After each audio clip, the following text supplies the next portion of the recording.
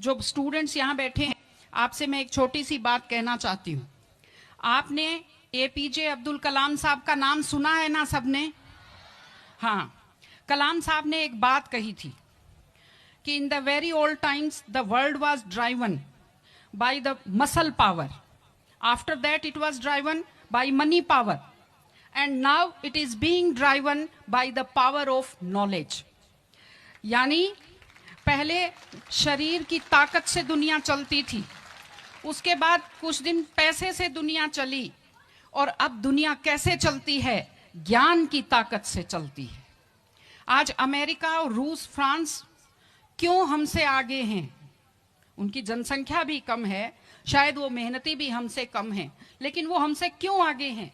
क्योंकि उनके यहाँ शिक्षा का जो प्रसार था वो हमसे ज्यादा हुआ, वो हमसे ज्यादा एजुकेटेड हैं।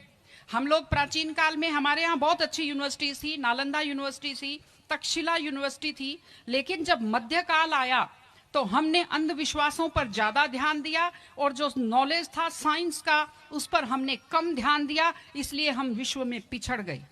एसएसटी में आप लोग पढ़ते होंगे, 10th के बच्चे एसएसटी पढ़ते हैं, कि एक समय था जब वर्ल्ड की जो रिचेस्ट कंट्रीज थी वो रूस अमेरिका नहीं थी, वो इंडिया था और वो चाइना था। चीन और भारत विश्व के सबसे धनी देश थे, लेकिन हमने एजुकेशन पर ध्यान देना छोड़ा। उसका नतीजा ये निकला कि हम लोग गरीब हो गए, हम लोग पिछड़ गए, हम लोग कमजोर हो गए। इसलिए अगर आपको खुद को ताकतवर होना है और इस देश को ताकतवर बनाना है तो आप लोग शिक्षा पर ज्यादा से ज्यादा ध्यान दीजिए। हमारी बेटियां यहां बैठी हुई हैं, आप लोग बहुत खुश किस्मत हैं, आपकी किस्मत अच्छी है कि आपने इस जमाने में जन्म लिया है जब लड़कियों को स्कूल भेजा जाता है, जब लड़कियां बराबरी के अधिकार के साथ आत्मसम्मान से जिंदगी जी सकती हैं। मैं अभी सोफे पर अकेली बैठी हुई थी, फिर उसके बाद शिफा जी आए और फिर उसके बाद संतोष जी आए, तो हमें जगह हमारी बढ़ती गई। मैंने कहा भाई पुरुषों सिंहासन खाली करो, महिलाएं आती हैं।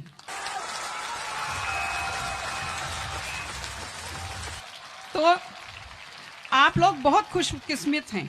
आपकी दादी नानी कितना मेहनत करती थी, सांस नहीं ले पाती थी खुलकर, घूंघट से चेहरा ढककर रखना पड़ता था, जोर से बोल नहीं पाती थी, कानाफूसी में बात करती थी, और आप कितने सम्मान के साथ अपना बैग लेकर के पूरे विश्वास से आप स्कूल आते हो। बहुत खुशकिस्मती की आपके लिए बात है, आपको इसका फायदा उठाना चाहिए। आपको कोशिश करनी चाहिए कि आप एक मजबूत नारी बने।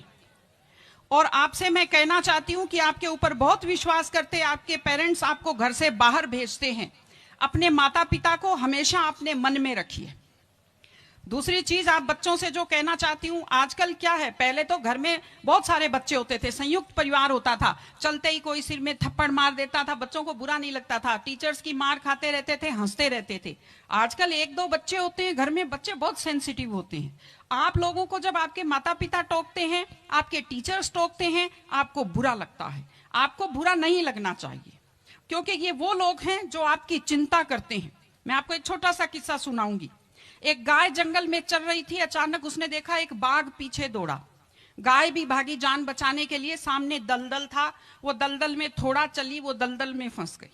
बाघ भी पीछा करता हुआ आया, वो भी दलदल में फंस गया, लेकिन गाय से थोड़ी दूरी पर था, चल नहीं पाया। तो गाय हंसी और उसने बाघ से कहा, बाघ तू तो गया, तू मरेगा। तो बाघ ने कहा, तुम क्या हंस रही हो, तुम भी तो मरोगी दलदल में। उसने कहा, मैं नहीं मरूंगी, देखना। शाम को जब मालिक ने देखा गाय नहीं आई, वो 2-4 लोगों को लेकर आया। जब देखा गाय दलदल में फंसी हुई है, वो रस्से लाया, लकड़ी लाया और गाय को निकालकर बाहर किया। तो गाय ने बाघ को कहा, बाघ तुझे कोई नहीं निकालेगा, मैंने कहा था ना, जिसको संभालने वाले होते हैं वो दलदल में फंसकर नहीं मरता। आपके जो टीचर्स हैं, आपके टीचर्स और आपके पेरेंट्स आपको संभालने वाले हैं। अगर आप उनकी बात मानेंगे, आप डांट के पीछे छुपी हुई उनकी चिंता को आप समझेंगे तो आप बुराइयों के और गलतियों के दलदल में कभी नहीं फंसेंगे। इसलिए अपने माता पिता को, विशेषकर अपनी माँ का चेहरा अपने दिमाग में रखिए, अपने दिल में रखिए कि वो आपके ऊपर कितना विश्वास करते हैं, वो आपकी कितनी चिंता करते हैं, घर पे आपका इंतजार करते हैं, आपके लिए हमेशा वो दुआएं करते हैं। आपके माता पिता जब मंदिर में जाते हैं खुद के लिए कुछ नहीं मांगते, जब वो बचत करते हैं उस पैसे से खुद के लिए कुछ नहीं खरीदते, वो पैसा आप लोगों पर खर्च करते हैं। उनकी इस चिंता को समझिए, अपने टीचर्स की चिंता को समझिए। मैं आप सबको बहुत शुभकामनाएं देती हूं कि आप लोग, आपकी बुद्धि तीव्र हो, आपका मन बहुत समृद्ध हो, आपका हृदय बहुत संवेदनशील हो। मैं स्कूल को मैं बहुत बहुत शुभकामनाएं देती हूं। टीचर से अपील करती हूं कि व्यक्ति केवल शरीर और दिमाग नहीं होता, एक मन होता है, एक आत्मा होती है। माइंड जो है, mind is sharpened by the knowledge and information. दिमाग तो तेज होता है, लेकिन बच्चों का मन समृद्ध कीजिए, उन्हें कमजोर पर दया करना सिखाइए, उन्हें परिवार के प्रति संवेदनशील बनना सिखाइए कि वो एक अच्छे संपूर्ण नागरिक बने, जिसको कहते हैं कंप्लीट पर्सनैलिटी, वैसे बने।